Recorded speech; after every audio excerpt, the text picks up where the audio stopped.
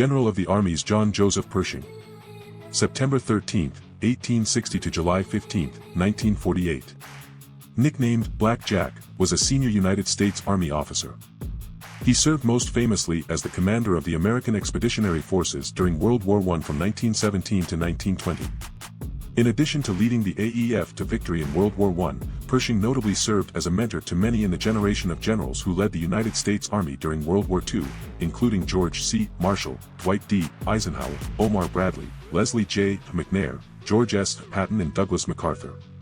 During his command in World War I, Pershing rejected British and French demands that American forces be integrated with their armies, essentially as replacement units, and insisted that the AEF would operate as a single unit under his command, although some American divisions fought under British command, notably in the Battle of Hamel and the breaching of the Hindenburg Line at St. Quentin Canal, precipitating the final German collapse. Pershing also allowed, at that time segregated, American all-black units to be integrated with the French army.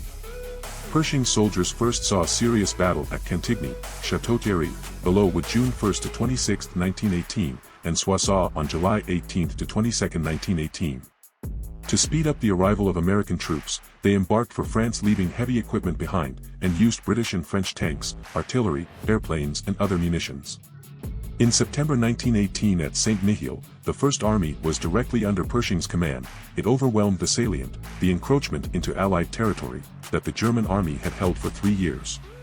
For the Meuse-Argonne offensive, Pershing shifted roughly 600,000 American soldiers to the heavily defended forests of the Argonne, keeping his divisions engaged in hard fighting for 47 days, alongside the French.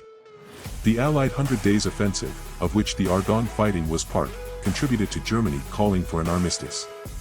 Pershing was of the opinion that the war should continue and that all of Germany should be occupied in an effort to permanently destroy German militarism. Pershing is the only American to be promoted in his own lifetime to General of the Armies, the highest possible rank in the United States Army. Allowed to select his own insignia, Pershing chose to continue using 4 stars. After the creation of the 5-star General of the Army rank during World War II, his rank of General of the Armies could unofficially be considered that of a 6-star general, but he died before the proposed insignia could be considered and acted upon by Congress. Some of his tactics have been criticized both by other commanders at the time and by modern historians. His reliance on costly frontal assaults, long after other Allied armies had abandoned such tactics, has been blamed for causing unnecessarily high American casualties. Pershing was also criticized by some historians for his actions on the day of armistice as the commander of the American Expeditionary Force. Pershing did not approve of the armistice, and despite knowing of the imminent ceasefire, he did not tell his commanders to suspend any new offensive actions or assaults in the final few hours of the war.